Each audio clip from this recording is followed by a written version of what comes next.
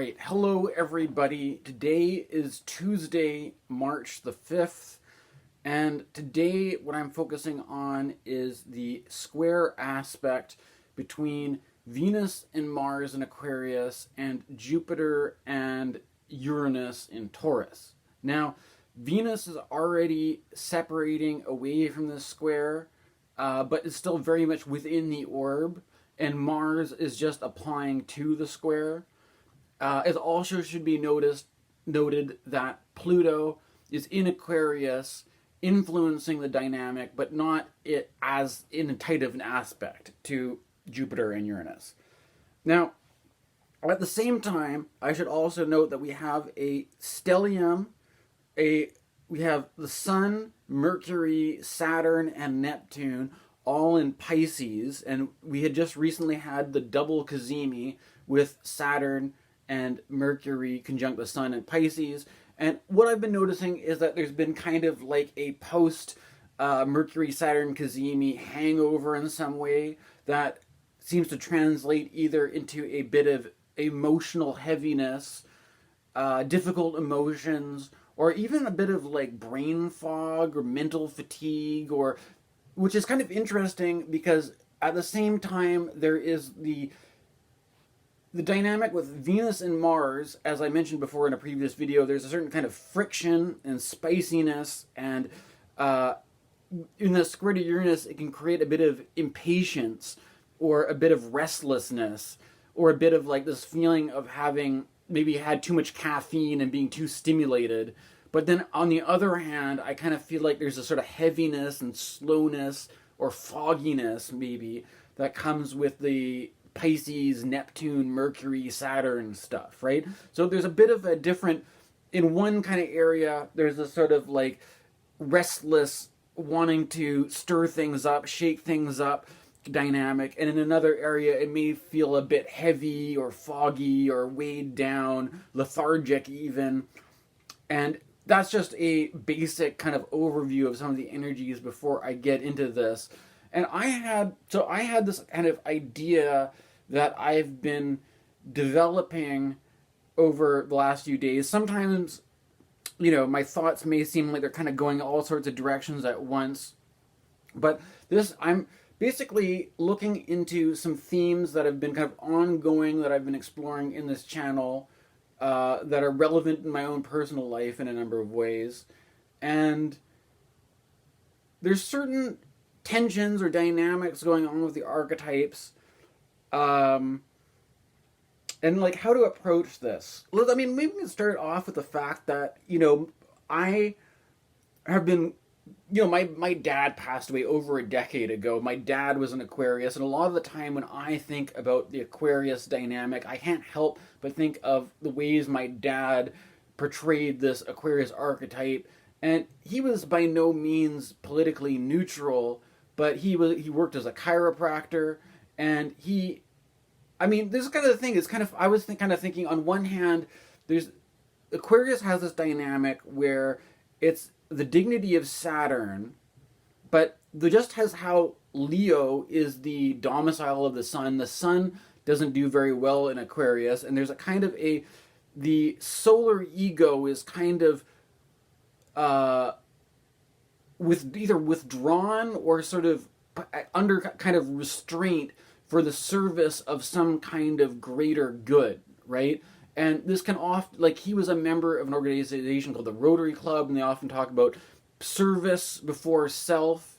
And there's this sort of, I often get this feeling from Aquarius that's very kind of like community-minded, or people, like, I've been listening to other astrologers talk about the Aquarius dynamic in terms of the will to improve things, the will to progress, the will to evolve. But what I could be because of there's a certain 11th house connection with the collective. But what I'm not really hearing so much is that there's a kind of, is the will to progress and evolve basically directed at your own individual efforts, your station in life, and you want to be more successful, you want to make your own project, your own endeavors better? Or are you working for the benefit of the community, for the benefit of the society, and to the extent in which there are maybe a diverse group of people who have different opinions, but you want to create an inclusive space that accommodates diversity, and that is part of what your Aquarian ideal of progress looks like. It's not progress of me winning over the other guys, like I am a king battling other kingdoms and I'm going to be the dominant one. It's of how do we put our own selfish striving in the service of some sort of better community project for diversity and all this kind of stuff. However, there's some, and the whole thing is, like, if you're doing this in terms of like serving a community with a business, there's a certain way where it may be a little bit, it could be a bit phony even, because it's like, well, you don't want to alienate your clients, you don't want to alienate your customers, you want to create a kind of a neutral, inclusive environment. And I think there's something about, because Aquarius often has this reputation for aloofness, right? Of being kind of like cool and aloof, and you can be friendly and polite, but you're kind of like, well, is there something you're not saying, or are you just kind of like keeping something outside of the conversation for the sake of being inclusive and friendly and all that? There's something about the way that Aquarius is like this, where it's like, I think Pluto being that really small thing that could be kept hidden or secret or censored or omitted, and that could be like, whether that's self-censorship or you feel like somebody else is trying to censor and control you, that could go with the Pluto dynamic in Aquarius. But there's a certain thing that's like wanting to make, like with the whole idea of making a utopian society, how people are, the road to hell is paved with good intentions, and there's this little, there's just this one little thing about that is not so perfect that we're just kind of put that out, and it turns out that turns the whole thing into a dystopia, or the problem creeps in or something like this, right? There's certain places where I could take this, but one of the directions, basically, what I was going with this is the whole Venus and Mars thing having to do with a kind of a friction, right? And that I think a lot of the times I was making these videos previously, and I was talking about trying to be less political, or trying to come from a place that's more politically neutral and not caught up in the sort of bipartisan polarization that tends to happen so often. But at the same time, that I realize there's something about this Venus and Mars square, Jupiter and Uranus, that has me gravitating towards making some kind of political comments. But at the same time, like I was saying with my dad, the Aquarius, who I had this image of my dad being a very inclusive person who did have his own opinions, who did have his own leanings, but was able to make a space where everybody felt kind of welcome and didn't want to, make anybody into an enemy. May have had opinions that would be polarizing, but maybe sometimes you want to leave those opinions out to make a more inclusive space or whatever. Right? Now the thing is, I'm not really running a super successful astrology channel, and I'm not worried about like losing all my followers if I say the wrong thing or whatever. So maybe I have a bit of wiggle room about what I'm gonna say, right? But the thing is, one of the part of this is that Jupiter dynamic, is that Jupiter kind of, I think, both Venus and Jupiter are benefics, and Venus wants to harmonize things together, and Jupiter sort of has this way of looking how each thing fits together in part as like pieces of the greater puzzle, the pieces of a greater picture that are working in harmony. And I think that these two benefic planets that are involved in this have some way of harmonizing past the different conflicts and differences in a way that, I'll give an example that in my own family living situation, that my sister has been a vegan for many years, and she's completely strict vegan, no animal products at all. And my mother is very, kind of old-fashioned with liking to stick with animal products. And there's some vegans can be really aggressive and militant about this, but there's this basic, I think there's something to do with the Venus in Aquarius and the Jupiter in Taurus influence on this. That's like people can have their own positions, their own opinions, but you can coexist with other people without, I'm right, you're wrong. I have the most superior moral position. You are evil in what you do, and having like an open war, like, because nobody wants to live like that, right? There's some sort of tendency with this Venus and Jupiter dynamic towards more peaceful, harmonious balance, but there's still a bit of that tension. There's a little bit of that conflict, and another thing to do with this is that people often talk about Uranus in terms of freedom and breakthroughs, breaking away from the status quo, and for something that's a bit, doing something different, like spicing it up, shaking it up, or also things that enable you to live a more free life and that kind of thing. And I have to admit that one of the things that I don't know if I'm like necessarily struggling with it. It's just sort of like a fact of the matter, right? Was that there was a time, if you think about Jupiter being a planet that takes 12 years to do, it's approximate though, right? It's approximately 1 year for each zodiac sign, but it kind of retrogrades and goes back and forth a lot. So if you actually look at a table of the dates of when it's a bit more messy, but it's approximately 1 year for each sign anyways. And with that in mind, it's been about 12 years or so. Well, more than that, because then, Uranus is also moving forward. So it ends up being about 14 years or so, the Jupiter-Uranus cycle. And for me personally, when these planets were together last, I was vaguely curious about astrology, but I wasn't by any means somebody who was up on it or following along or practicing. But I was vaguely interested in it. But the year that Jupiter and Uranus were conjunct was the year that I spent a whole year overseas in Australia, and it was a much more adventurous kind of lifestyle than just hanging out, living with my family in the suburbs, right?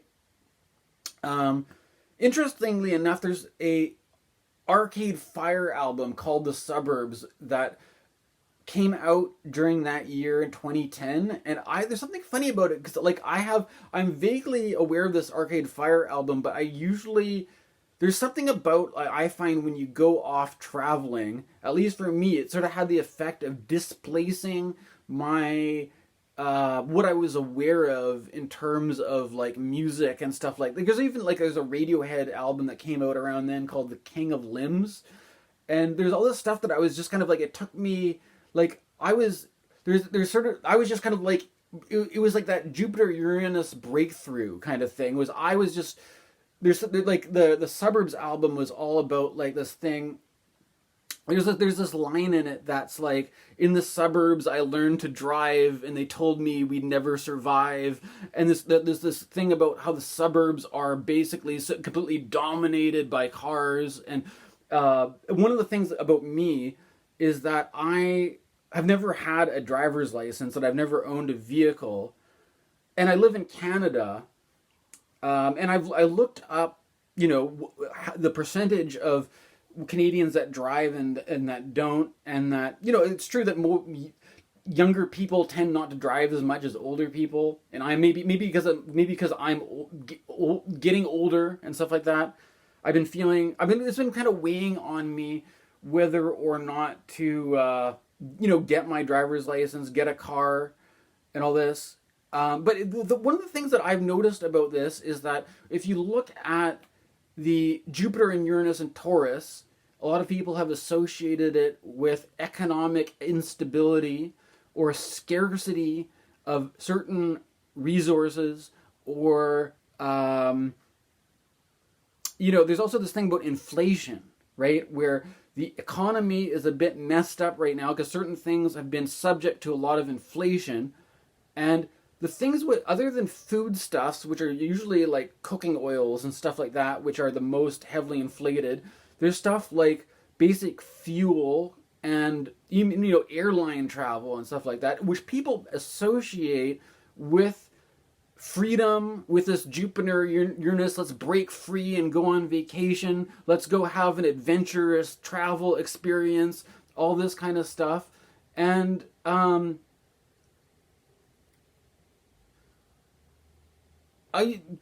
can I say? I don't have any immediate plans to do any of this, and I'm also sort of questioning whether or not to get my driver. It's like one of these things that I've brought up in my channel over the past year quite a bit. My relation to driving or not driving, getting cars or not getting cars, but one of the things is that when I'm thinking about this Venus and Mars in Aquarius versus Jupiter and Uranus and Taurus, is there's this tendency to, similar in the way that there can be a lot of conflict between vegans and meat eaters, or else they can just kind of coexist and get along. There can also be this thing where, do you remember the stuff that was called like critical mass, where a bunch of people got on bikes and they blocked the traffic in the cities, and they created a situation where people really didn't like these, they create a lot of tension and conflict, and people being arrogant with each other and stuff like that. And there's even this sort of danger where like people in cars are even violent towards cyclists and stuff like that, right? And there's that kind of tendency, like I kind of want to avoid, like I have to have opinions, to have a point of view, but not necessarily to turn it into a conflict where you make if the other guy eats meat, if the other guy drives a car, the progress you want with Aquarius is you want to make a better society in terms of being inclusive and not making people your enemy, but still having room for people to have different opinions or different points of view, right? And I not wanting to get bogged down into the bipartisan culture war around all this kind of stuff, right?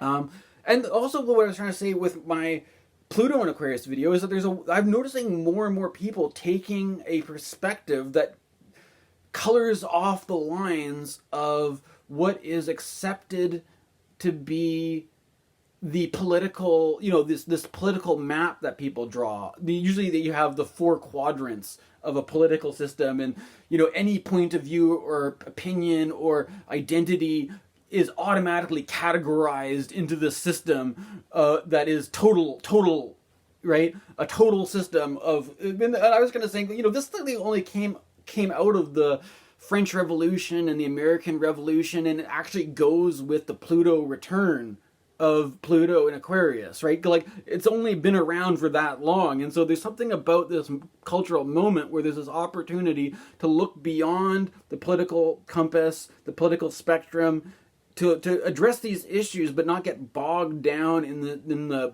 polarizations and the bipartisanship. And one of the things that I found is this book by a guy named Tyson Yunkaporta called Sand Talk, and I think this is a great example of a guy who is not adhering at all to the expectations of because one of the things he's talking about is that if you talk about the whole, this is all about, it says how indigenous thinking can save the world, right? And one of the things about, he's talking about indigenous thinking, he tries to bring in this idea of us two rather than us and them, rather than it being about me as some white guy versus the indigenous people, trying to get out of this and say that, there's this whole problem where, even if I talk about how I have Eastern European ancestors and from, wherever it would be, and I'm going to be true to my indigenous roots or whatever, then it quickly starts becoming this weird kind of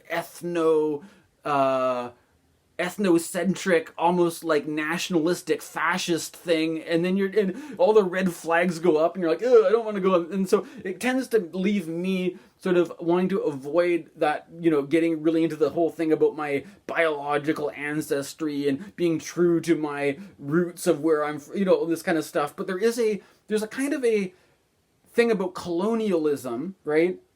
And the idea of this political compass that is basically just from an indigenous perspective, this is like a kind of a foreign system that you're expected to kind of fit into. And it's like, well, I think it's some kind of, I mean, I'm not sure if I really on board or agree with everything that's in this book, but I think it's cool at least to hear somebody trying to talk from outside of that perspective that we've been taught is completely totalizing, that you can't have a thought, an idea, an opinion, anything without it conforming to this stupid political system, right? But like at the same time, there is like, I'm going to just read some of this and kind of go, I'll just read a little section and to lead into some of my thoughts around this sort of Jupiter-Uranus dynamic, squaring Aquarius, all this kind of stuff, right? Okay. He also, I don't know, also mentioned, he talks about yarning, which is sort of like a kind of a storytelling, but it's not necessarily, it's kind of could be a bit of fabulation in yarning, perhaps. But I'll read from his book here. This is from the chapter on displaced apostrophes.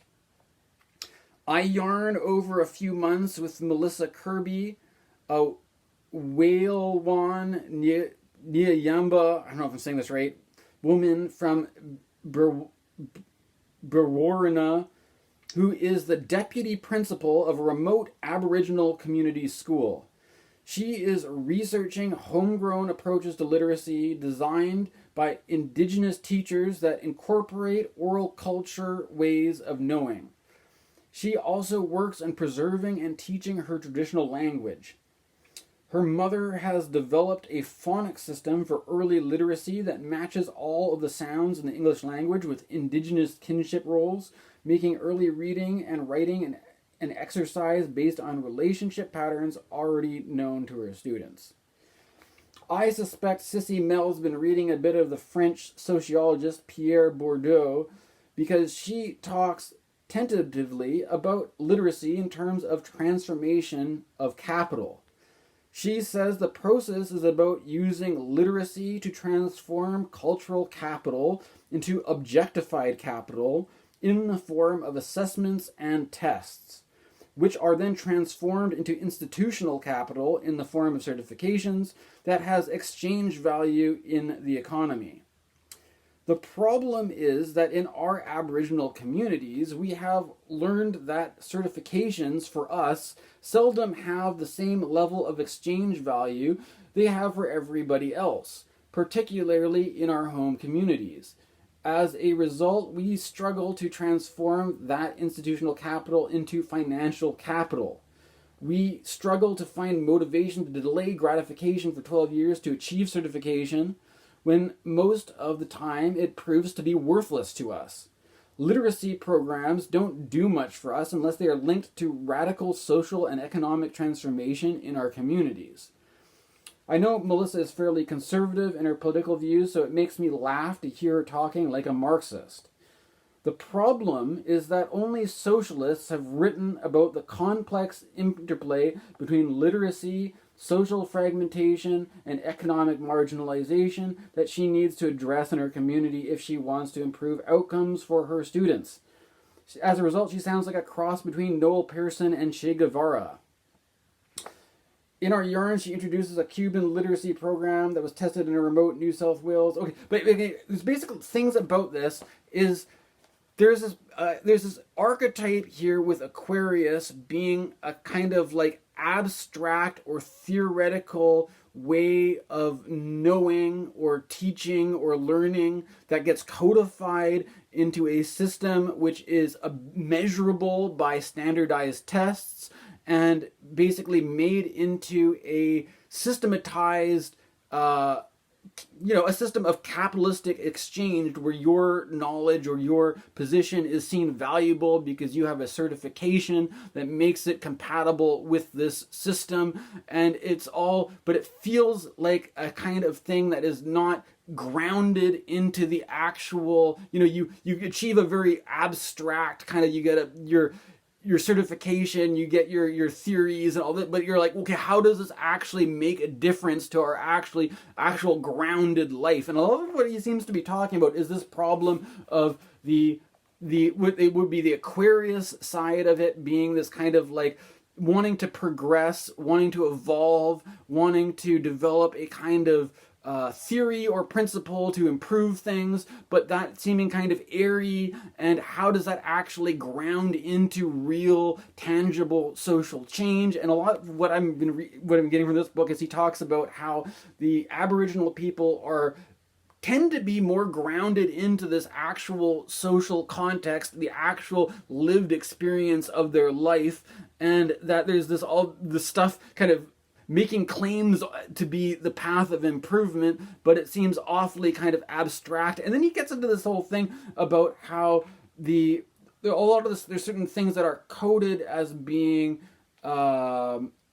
Marxist, right? And one of the things that I was kind of thinking about this with the Venus and Mars and Aquarius is that the way politics becomes something, it's not really so much about, there's that belonging to a social group, right?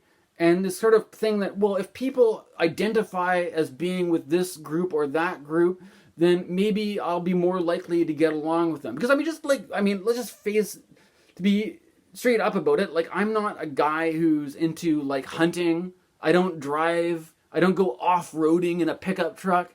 And I'm not making a hard judgment against any of those things, but if I want to make some friends, maybe, like, I tend to make friends with the people wearing the Che Guevara t-shirts more often. You know what I'm trying to say?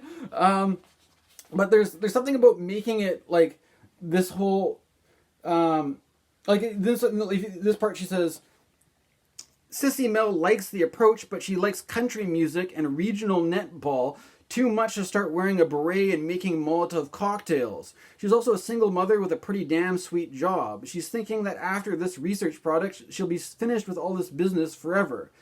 In that case, her best bet would be to stop talking to me about Cuba and capital and kinship approaches to literacy. She should relax and listen to Charlie Pride on the radio and have a laugh and a yarn, and we can go shooting ruse with her brothers on the weekends, again like we used to when our lives were simpler, cook up those roux tales and let somebody else worry about what's working and what's not. So there's this kind of like, there's this kind of like down-home country kind of like redneck kind of lifestyle that doesn't even really matter if you're like white or indigenous, but there's like even indigenous people may feel kind of more sympathetic to this kind of thing that gets coded as being a right-wing conservative kind of attitude.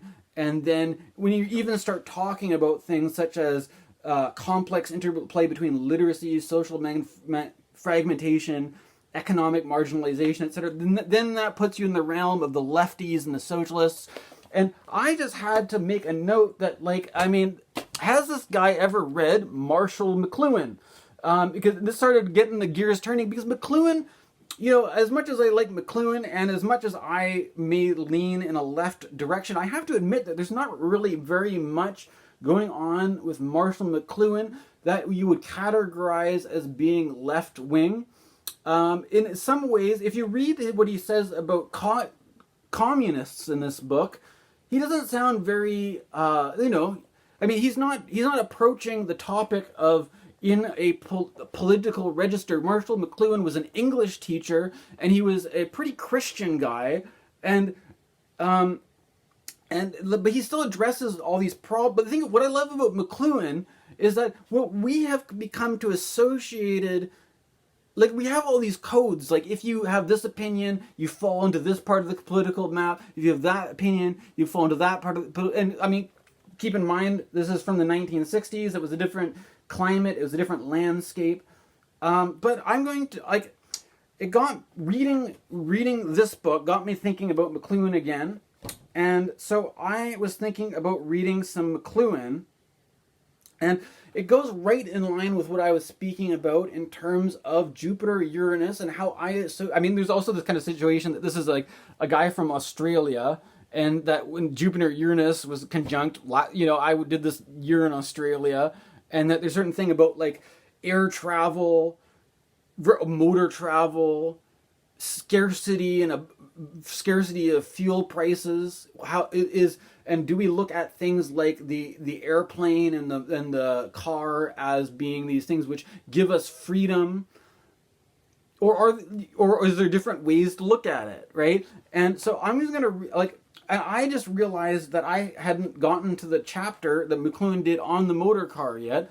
So I'm going to it's not a very long chapter. I'm going to basically read from this chapter that McLuhan did on the motor car. Well, actually, I don't know, maybe it is somewhat, no, well, it's not that long. I'm going to read it anyways. You guys are in for it. Okay, so, and this chapter is subtitled The Mechanical Bride, because for a number of reasons, that the car has become so essential to life in North America and other parts of the world that it's like you're married to it.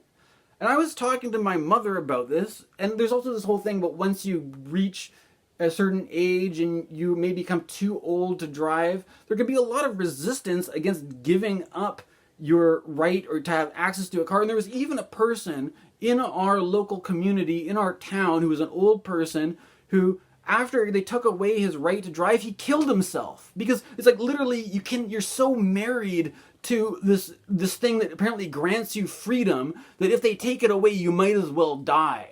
Because it's so shameful not to be an old person and so unthinkable that you could live a life without a car, right? It's like so that's the mechanical, and there's also this whole thing about like raising a family, right? That like if you're going to have kids, if you're going to have a wife and kids, is it even thinkable that you would be able to do that without having a vehicle, right? Anyways, I'm going to read from this chapter. And keep in mind, this is written in the 1960s, so some of it may seem a bit dated. Oh, the other thing, too, is that I've been playing around with things like AI art and stuff like that. And looking at how we're starting to get these, like, self-driving cars and stuff. And it's like we're obviously on the edge of a new precipice of technology, and that very much has to do with the technological advances of Aquarius and the Uranus and Jupiter dynamic. Anyways, without further ado, I will read from this. Okay.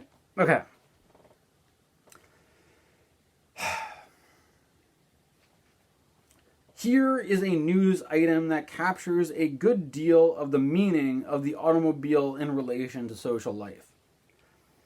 It was terrific. There I was in my white Continental, and I was wearing a pure silk, pure white embroidered cowboy shirt and black gabardine trousers.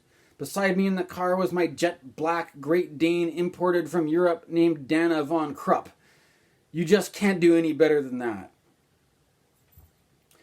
Although it may be true to say that an American is a creature of four wheels, and to point out that American youth attributes much more importance to arriving at driver's license age than at voting age, it is also true that the car has become an article of dress without which we feel uncertain, unclad, and incomplete in the urban compound. Some observers insist that as a status symbol the house has of late supplanted the car. If so, this shift from mobile open road to the manicured roots of suburbia may signify a real change in American orientation. There is a growing uneasiness about the degree to which cars have become the real population of our cities, with a resulting loss of human scale both in power and in distance. The town planners are plotting ways and means to buy back our cities for the pedestrian from the big transportation interests. Lynn White tells the story of the stirrup and the heavy armored knight in his medieval technology and social change. So expensive, yet so mandatory, was the armored rider for shock combat, that the cooperative feudal system came into existence to pay for his equipment. Renaissance gunpowder and ordnance ended the military role of the knight and returned the city to the pedestrian burgess. If the motorist is technologically and economically far superior to the armored knight, It may be that electric changes in technology are about to dismount him and return us to the pedestrian scale. Going to work may be only a transitory phase, like going shopping. The grocery interests have long foreseen the possibility of shopping by two-way TV. This is kind of quaint because it's sort of like he doesn't really have any idea for the internet, but there's so much online shopping that he's kind of like, one of the things which is really interesting here, by the way, is that McLuhan, if you look at his astrology chart, he has Sun conjunct Neptune, right? And we're getting this Mercury applying to Neptune right now. We're getting the Sun in Pisces going to apply to Neptune. So there's something about a visionary, prophetic thing that goes with, that McLuhan was really in tune with, that I think may be in the air as we have the Sun-Neptune going on right now as well. But that's just a note. But so he's saying, the possibility of shopping by two-way TV or video telephone. William M. Freeman, writing for the New York Times service, reports that there will certainly be a decided transition from today's distribution vehicles. Mrs. Customer will be able to tune in on various stores. Her credit identification will be picked up automatically via television. Items in full and faithful coloring will be viewed. Distance will hold no problem, since by the end of the century, the consumer will be able to make direct television connections regardless of how many miles are involved. So, like, this is the thing, is like these talking about like the car being this power that able to close the distance that was like to get from point A to point B, but the idea that we have the internet. Although we can't send physical goods through the internet, we still need cars to deliver physical items. There are the idea that we can have so much stuff just delivered instantly, like movies, music, pictures, information, that could be something which puts the car out of business. And also, you know, when you factor in the inflation of fuel costs and stuff like that, right? What is wrong with all such prophecies is that they assume such a stable framework of fact. In this case, the house and the store, which is usually the first to disappear. The changing relation between customer and shopkeeper is as nothing compared to the changing pattern of work itself in an age of automation. It is true that going to and coming from work are almost certain to lose all of their present character. The car as vehicle in that sense will go the way of the horse. The horse has lost its role in transportation but has made a strong comeback in entertainment. So with the motor car, its future does not belong in the area of transportation. Had the infant automotive industry in 1910 seen fit to call a conference to consider the future of the horse, the discussion would have been concerned to discover new jobs for the horse and new kinds of training to extend the usefulness of the horse. The complete revolution in transportation and in housing and city arrangement would have been ignored. The turn of our economy to making and servicing motor cars and the devotion to which leisure time to their use on a vast new highway system would not even have been thought of.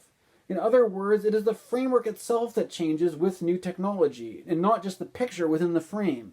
Instead of thinking of doing our shopping by television, we should become aware that TV intercom means the end of shopping itself, and that the end of work as we know it at present. The same fallacy besets our thinking about TV and education. We think of TV as an incidental aid, whereas in fact it has already transformed the learning process of the young quite independently of home and school alike. In the 1930s, when millions of comic books were inundating the young with gore, nobody seemed to notice that emotionally the violence of millions of cars in our streets was incomparably more hysterical than anything that could ever be printed. All the rhinos and hippos and elephants in the world, if gathered in one city, could not begin to create the menace and explosive intensity of the hourly and daily experience of the internal combustion engine. Are people really expected to internalize, live with, all this power and explosive violence without processing and siphoning it off into some form of fantasy or compensation and balance? In the silent pictures of the 1920s, a great many of the sequences involved the motor car and policeman. Since the film was accepted as an optical illusion, the cop was the principal reminder of the existence of ground rules in the game of fantasy. As such, he took an endless beating. The motor cars of the 1920s look to our eyes like ingenious contraptions hastily assembled in a tool shop. Their link with the buggy was still strong and clear. Then came the balloon tires, the massive interior, the bulging fenders. Some people see the big car as a sort of bloated middle age, followed by the gawky period of the first love affair between America and the car. But funny as the Viennese analysts have been able to get about the car as a sex object, they have, at least in doing, drawn attention to the fact that, like bees of the plant world, men have always been the sex organs of the technological world. The car is no more and no less a sex object than the wheel or the hammer. And this really, again, Venus conjunct Mars squared Jupiter and Uranus. Uranus, technology, Venus and Mars having to do with sex. And if you don't have a car, are you getting laid? Is the car, this thing where guys put a pair of testicles in the window of their car, right? To basically equating that their truck or their car is their ball. Without having a vehicle, they would not have any balls, right? In the same way that there's a fear of transgenderism, as if the leftists are coming to take your balls, there is a fear that to people who want to create a society friendly towards pedestrians is a attack on your manhood, attack on your virility, because the automobile engine has become the engine of producing a family, and you take that away, you have no balls. And I'm just saying that this is, just to clarify, this isn't a leftist who's saying this. This is a conservative Christian. Basically, so your political map of course, this is from the 1960s, and this has the effect of maybe coloring out of the lines of the coloring book a little bit, right? But there's something about this that I find feels a little bit more like clearing out the stagnant energy, and a little bit more, even something from the 1960s can have this sort of refreshing quality, like a nice shot of Uranian coffee to wake up this sort of falling asleep behind these stale old patterns that say, if you have this opinion, it means you're left wing or right wing, all that kind of stuff, right? I'll go back to reading. When the motivation researchers have missed entirely, or what the motivation researchers have missed entirely, is the fact that the American sense of spatial form has changed much since radio and drastically since TV. It is misleading, though harmless, to try to grasp this change as middle age reaching out for the sylph Lolita. Certainly, there have been some strenuous slimming programs for the car in recent years, but if one were to ask, will the car last, or is the motor car here to stay, there would be confusion and doubt at once. Strangely, in so progressive an age when change has become the only constant in our lives, we never ask, is the car here to stay? The answer, of course, is no. In the electric age, the wheel itself is obsolescent. At the heart of the car industry, there are men who know that the car is passing, as certainly as the cuspidor was doomed when the lady typist arrived in the business scene. What arrangements have they made to ease the automobile industry off the center of the stage? The mere obsolescence of the wheel does not mean its disappearance. It only means that, like penmanship or typography, the wheel will move into subsidiary role in the culture. In the middle of the 19th century, great success was achieved with steam engine cars on the open road. Only the heavy toll taxes levied by local road authorities discouraged steam engines on the highways. Pneumatic tires were fitted to a steam car in France in 1887. The American Stanley steamer began to flourish in 1899. Ford had already built his first car in 1896, and the Ford Motor Company was founded in 1903. It was the first electric spark that enabled the gasoline engine to take over from the steam engine. The crossing of electricity, the biological form with the mechanical form, was never to release a greater force. It is TV that has dealt the heavy blow to the American car. The car and the assembly line had become the ultimate expression of Gutenberg technology. That is, uniform and repeatable processes applied to all aspects of work and living. TV brought this is, if you read, there's certain resonances where I was talking about standardized tests, about having a kind of a academic certification in which your value in society is uniform and codified into a system which becomes a repeatable kind of imprint, like a stamp which comes and stamps the unformed clay and shapes these people into the productive members of society and all this kind of stuff, right? So there's a certain kind of resonance with that. TV brought a questioning of all mechanical assumptions about uniformity and standardization, as of all consumer values. TV brought also obsession with depth study and analysis. Motivation research, offering to hook the ad and the id, became immediately acceptable to the frantic executive world that had felt the same way about the new American taste as Al Cap did when his 50,000 whatever million audience when TV struck. Al Cap was like a comic book strip. Something had happened. America was not the same. For 40 years, the car had been the great leveler of physical space and of social distance as well.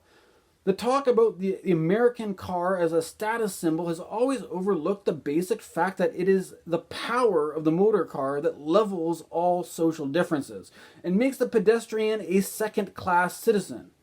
Many people have observed how the real integrator or leveler of white and Negro in the South was the private car and the truck, not the expression of moral points of view. The simple and obvious fact about the car is that, more than any horse, it is an extension of man that turns the rider into a superman. It is a hot, explosive media of social communication, and TV, by cooling off the American public taste and creating new needs for unique wraparound space, which a European car promptly provided, practically unhorsed the American auto cavalier. The small European cars reduce him to near pedestrian status once more. Some people manage to drive them on the sidewalk. So there's something here too about where I was saying about the Aquarius thing, about there's a kind of Aquarius ideal to progress, which doesn't want to, in a way of being superior, say that we have the superior idea, the superior vision of progress. What it wants to do is to create an inclusive environment that lifts up the whole community, that lifts up the whole society. And McLuhan here is pointing out that never mind Martin Luther King and the appeal towards equality of humans and all this kind of stuff. What leveled things out more than any social argument was the fact that doesn't matter. Everybody is allowed access to the motor vehicle. And there's a second, and what he was saying before was that the same way that in medieval society you had a bunch of peasants who were working on farms, and then you had a class of like knights, and the knights had really expensive armor, really expensive weapons, and that they were basically funded by taxes that were taken. We're going to tax all these workers, and we're to pay for this kind of infrastructure in the form of a kind of a military regime of knights who will go and fight these wars. And in the same way that we have, people kind of overlook the fact that the car culture is subsidized. The oil and gas industry is actually subsidized. And that the idea of if you're living out in the suburbs, there's a great video I watched about from this philosophy tube about this, where they were talking about making the way that cities are and the suburbs are so car oriented. But the thing, the infrastructure of building all these highways, of building all this infrastructure to support a car culture, it's actually very expensive to build all this infrastructure. And if you had people living, let's say, in the urban density of a city, like the people that are working jobs living all packed into a big apartment building are basically like the way that the peasants were subsidizing the armor for the knights, these people that are working in dense urban populations are subsidizing the highways, the roads, the Teslas, this whole way of life that they're basically where people have this sense of superiority that they get to live out in the country and you get to live this free life, but it's like we're not realizing that this is being subsidized by a whole class of people that are having to live in a very cramped and dense urban environment, right? And very, very same way that the noble knight is being paid for by the peasants, right?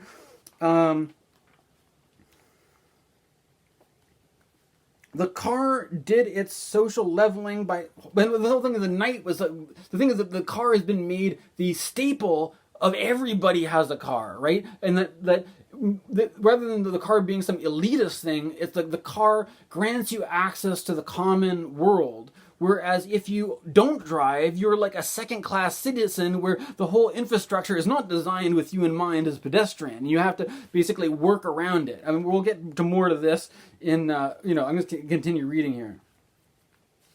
The car did its social leveling by horsepower alone.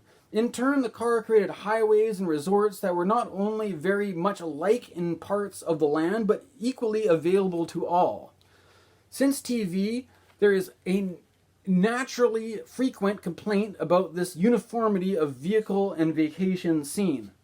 As John Keats put it in his attack on the car and the industry in The Insolent Chariots, where one automobile can go, all other automobiles do go.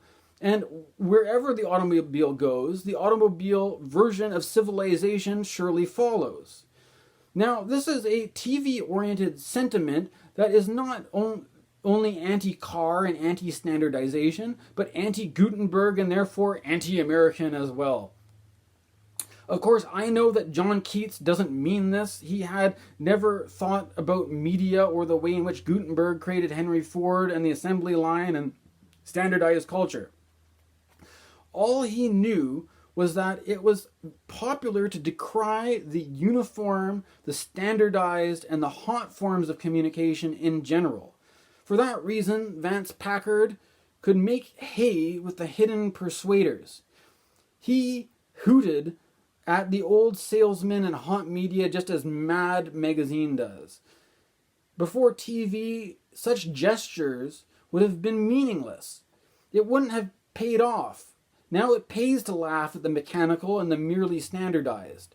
John Keats could question the central glory of classless American society by saying, if you've seen one part of America, you've seen it all. And that the car gave the American the opportunity not to travel and experience adventure, but to make himself more and more common. And so this is one of the ideas that I had and why I'm spending all this time reading this chapter, is because when this whole Jupiter-Uranus thing, in 2010, the same year that the Arcade Fire made this record called The Suburbs, which was like, if I learned to drive and they told me we'd never survive, and they heard me singing and they told me to stop, quit these pretentious things and punch the clock. In the midst of all that didn't really land for me because I was off on an adventure. I wasn't stuck in the mundane sprawl, right? I was off. I mean, there was sprawls in other, in Australia has a bit of its own sprawl, but when you're experiencing that as a tourist who's just drifting or gliding through it, you're not experiencing being stuck in this shitty, suburban you can kind of just glide through it and experience it in a different way, right? And there's like almost like, maybe it's the problem I read too much Jack Kerouac as a teenager, right? That like Jack Kerouac had this idea, like was dealing with the American life, but in a way that it was lit up full of it. He would hitchhike on, ride train cars and experience like the Dharma bums and all that kind of thing, right? You're experiencing by foregoing the car and being a hit, because I did Australia without driving. I was like hitchhiking, I was catching trains, I was doing all this stuff and having a kind of an adventure, right? And the idea of Uranus being breaking with the status quo and having an adventure. But the thing about Taurus though is Taurus has this kind of stubborn quality, right? Where Taurus often has this reputation where if it likes Taurus people like watching a certain movie, they'll watch the same movie over and over again. If they like a certain meal at a certain restaurant, they'll eat the same meal over and over again. And there's this weird thing going on with Uranus and Taurus that, like, from my point of view, if I wanted to improve my life, if I wanted to enable myself to have more freedom and all this kind of stuff, the question is, would getting a driver's license and getting a car enable me to have that sense of personal freedom, to have this sense of personal adventure, or would it basically just trap me in this debt? We live in this culture where it doesn't matter, it doesn't actually matter if you have the money to pay for a car, because you can just finance it by putting yourself on the hook, where you have this, you're a slave to debt your whole life to pay off this car, like a knight that has to pay off his armor, right? That all the peasants are paying for your armor, and now you've got to pay them back by going to steal the treasure from the dragon or whatever. I don't know. Maybe I'm getting too fantasy with it, right? But there's this kind of thing that, or like the idea that does this technology enable you to break free from the mundane, the commonplace, the status quo, and to have this interesting breakthrough adventure? Or does the technology basically just give you more access to the status quo, the common, the standardized, the universal, the thing that is like the Aquarius creates a system which is like a big stamp which comes and just like uniformly stamps down,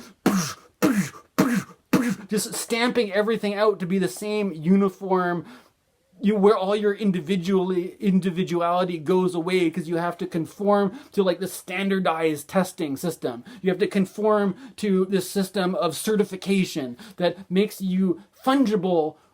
Your value as a person is now translatable into a capitalist system where you're not just a worthless human being, but all of a sudden you're seen as having value because you conform to the same system everybody else does. And is that freedom? Is there anything about that which even resembles freedom at all? Or is it just another form of slavery? And so the thing about like this, the equality of blacks and whites in America, McLuhan argues, has nothing to do with Marshall McLuhan. It has everything to do with the fact that they both have access to the car, which levels it out. This standard life that we all have access to. But if you don't drive a car, you're a sub citizen in that, because we've decided we're going to subsidize this. If people don't even have the money to afford cars, we will finance it. We will give you the car. You're on the hook to pay us off, and we're going to call that freedom. Does that sound like freedom? I don't know. It doesn't, like you're gonna go to work to pay off this car that you wouldn't be. It just hooks you into this thing, right?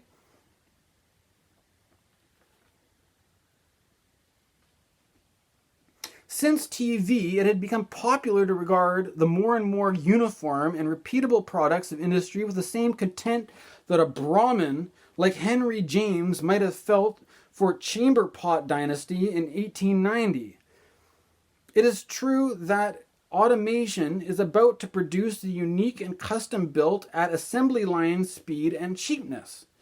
Automation can manage the bespoke car or coat with less fuss than we ever produced the standardized ones.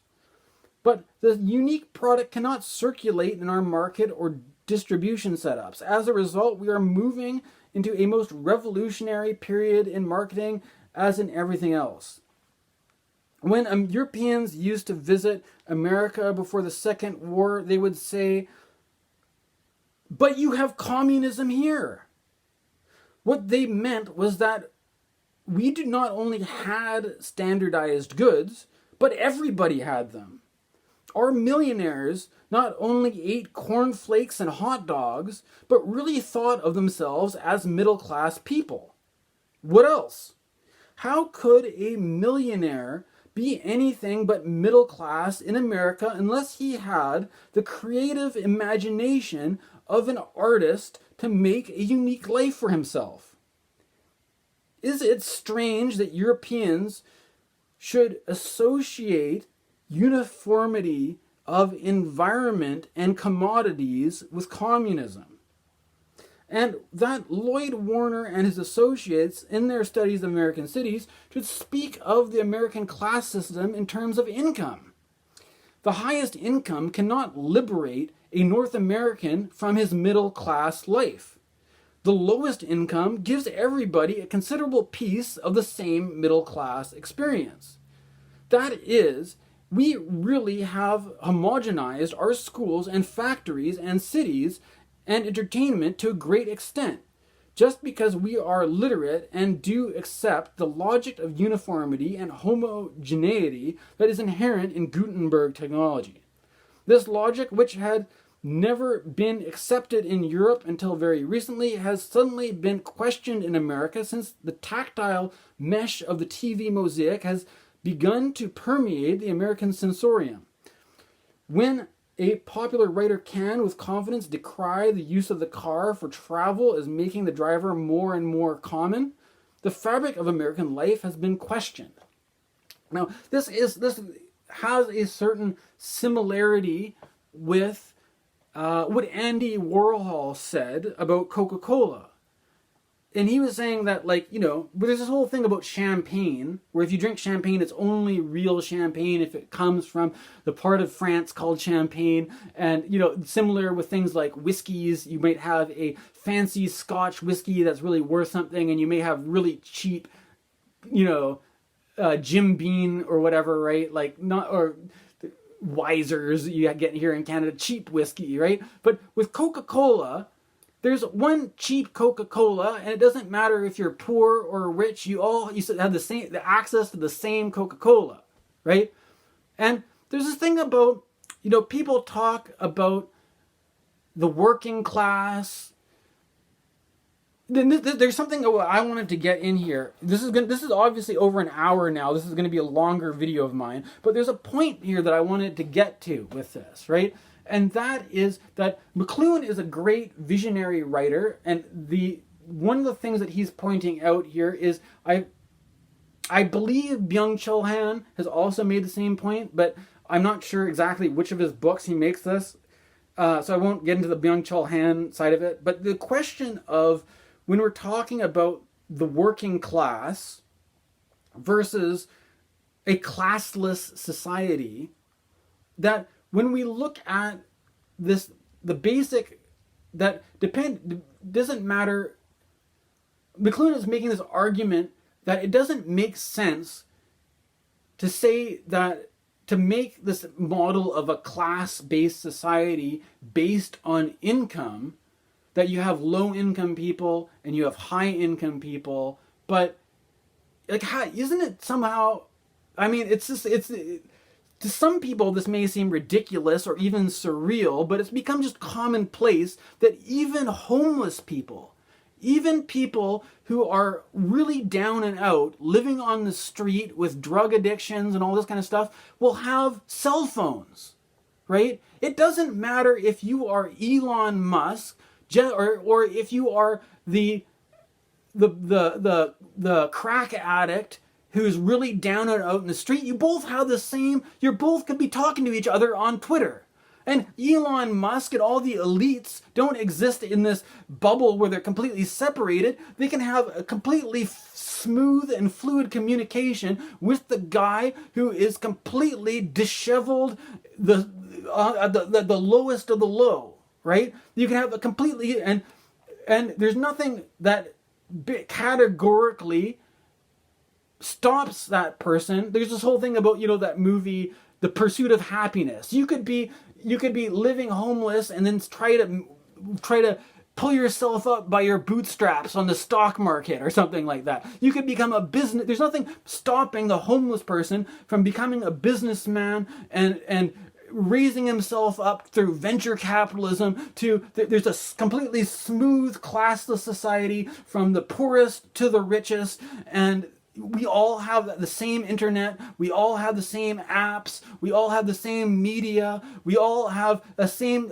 universal standardized system where this is Aquarius. It's like we're creating improvements, not just for me, but something that lifts us all up. We all, now it doesn't matter if you're rich or poor, we can all be addicted to the same social media apps. We can all have the same advertisements, unless you pay to avoid the advertisements. But there's this thing, we've created a kind of this uniform smooth in that there's no differences, right? The differences, the obstacle, and people talk about disability as having more and more of these obstacles removed, having more and more of this smooth system where we have this one. But the thing is, there's whole where does diversity come into this, right? What about these people who you have this uniform thing that just stamps out the same uniform pattern? What if that doesn't work for you, right? What if you, as in a sense of Uranian protest, want to break free from that? Right? Is the power of Uranus really in service to creating this uniform, standardized thing that we all have to fall in line with? Or is there room for diversity? Is there room for maintaining a kind of autonomy in the face of this thing that wants to standardize everything into the same system of globalized capitalism? In the same way that back when I worked at a department store, and it was designed in such a way that it didn't matter if you were at this one location or if you visited the department store in the city or on the island. They all have the same layout. If you wanted the shampoo aisle, you walked in the front door and you went to the very far right. If you wanted to go to the TVs and cameras, you walk in and you go all the way to the left. So it doesn't matter if so the question about should I live in this location? Should I live in that location?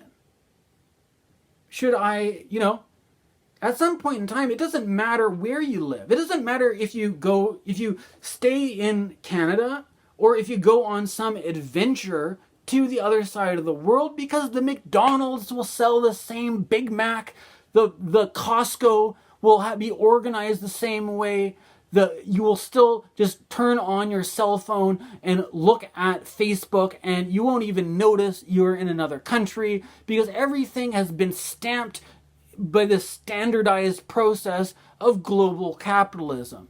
And the idea, at one point in time, there was a utopian dream that this standardized universal process of improvement would improve things to such an extent that scarcity, war would be made obsolete, because everybody would have the same access to the same stuff, the same way everybody has access to the same can of Coca-Cola, right? Everybody around the world can have the same Coca-Cola at dirt cheap prices. And for that reason, we don't need to go to war with each other. Apparently that's not the case, though. Apparently we're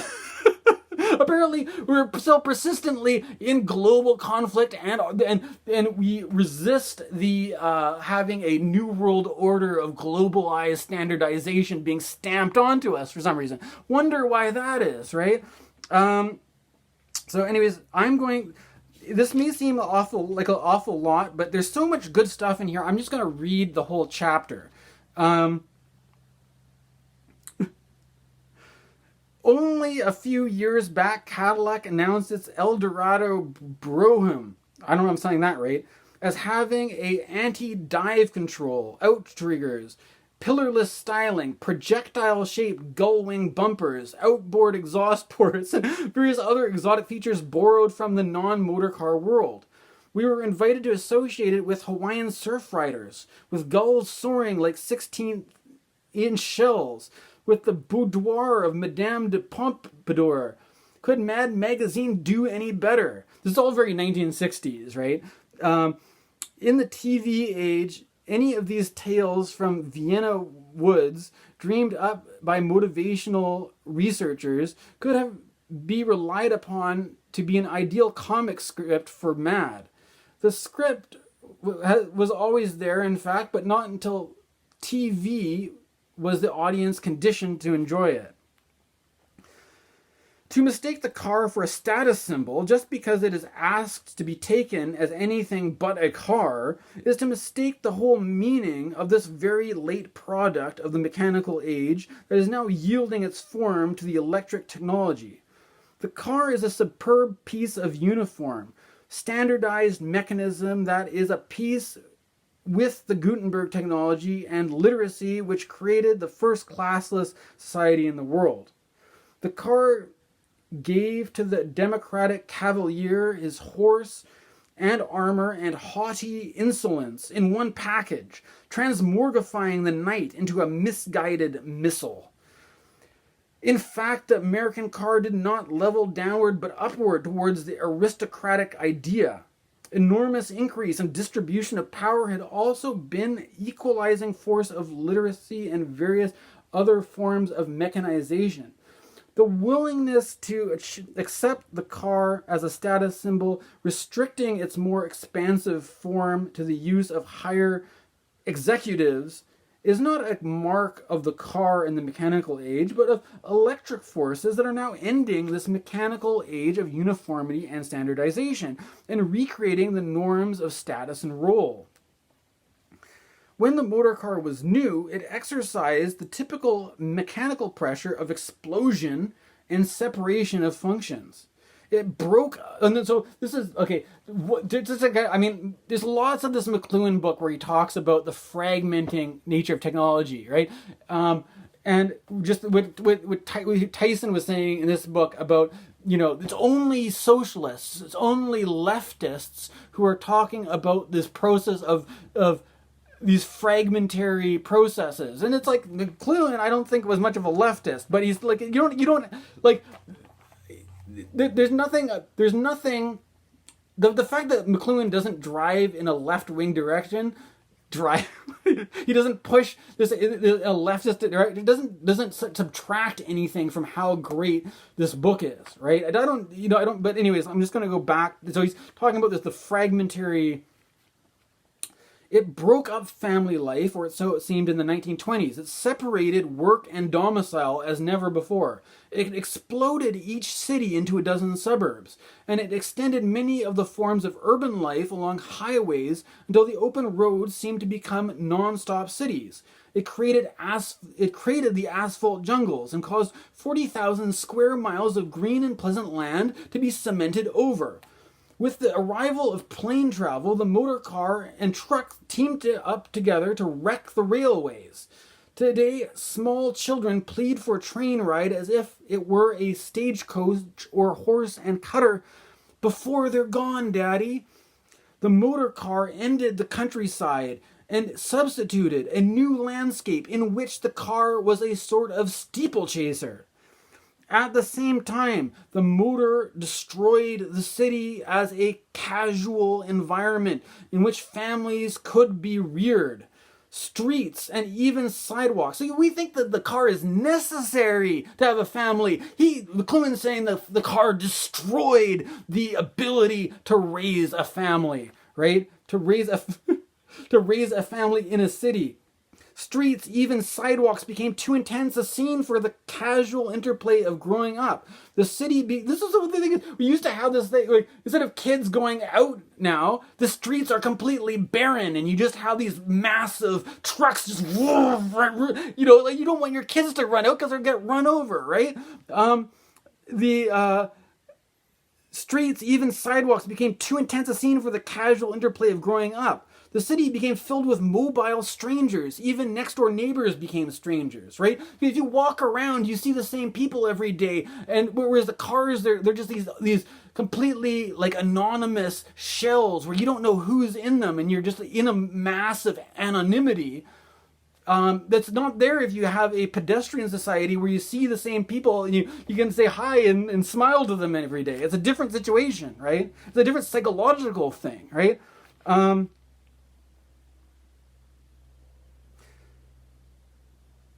As the city filled up with mobile strangers, even next door neighbors became strangers.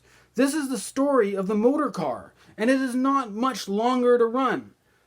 The tide of taste and tolerance has turned since TV to make the hot car medium increasingly tiresome. Witness the portent of the crosswalk. I mean, of course, you know, it's a little bit quaint that he's saying this in the 1960s and, you know, look at where we are today. Okay, maybe, you know, but I still think there's some value to this, right? Witness the portent of the crosswalk, where the small child has power to stop a cement truck. The same change has rendered the big city unbearable to many who would have no more felt that way 10 years ago than they could have enjoyed reading Mad. The continuing power of the car medium to transform the patterns of settlement appears fully in the way in which the new urban kitchen has taken on the same central and multiple social character as the old farm kitchen. The farm kitchen had been the key point of entry to the farmhouse and had become the social center as well. The new suburban home, again, makes the kitchen the center and ideally is localized for access to and from the car. The car has become the carapace, the protective and aggressive shell of urban and suburban man. Even before the Volkswagen observers about street level have often noticed the near resemblance of cars to shiny-backed insects. In the age of tactile-oriented skin diver, this hard, shiny carapace is one of the blackest marks against the motor car. It is for motorized man that the shopping plazas have emerged. They are strange islands that make the pedestrian feel friendless and disembodied. The car bugs him. The car, in a word, has quite refashioned all of the spaces that unite and separate man, and it will continue to do so for a decade more, by which time the electronic successors to the car will be manifest. Okay, so this is a longer video than normal, but I wanted to include the entirety of that McLuhan piece, and mainly in the certain points here, because I thought it did a great job of getting into that thing about, especially with Pluto and Aquarius, because there's something about the Pluto Aquarius where modern life is a classless society. There's no division, hard division between working class and the elite, right? And in one of my Byung Chul Han books, he even talks about how the elite, if you look at people like Elon Musk, like Jeff Bezos, they will talk on their social media about how hard workers they are.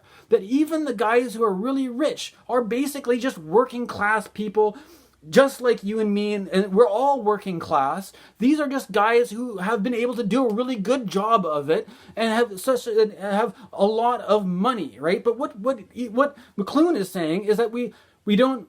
Well, it's kind of funny because there's this whole thing where there's almost like a white lie where we have this classless society, but we have this huge disparity between the people we call the elites and the people then we call the 99% or the rest of us, right?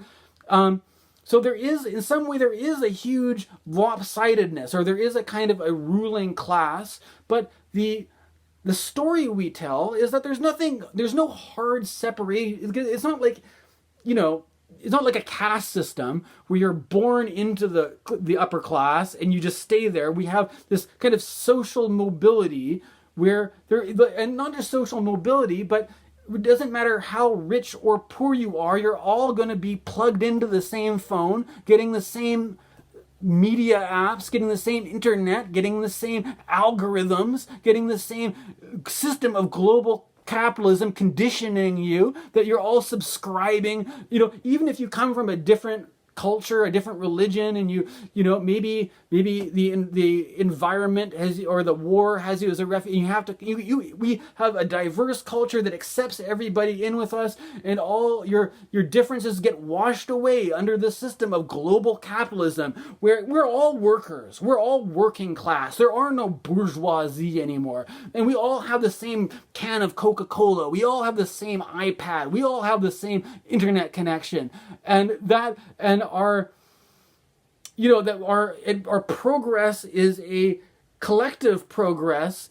And there's some sort of thing though where the Uranus and does Uranus and Taurus accept this as a progressive evolution, or does it resist this as this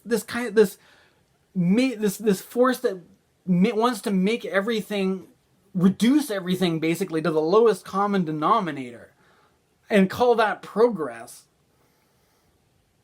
I don't know, but these are the things that have been on my mind around this transit, and hopefully you guys appreciate this longer video of mine for Venus and Mars in Aquarius, square Jupiter and Uranus. Thanks for watching the whole thing.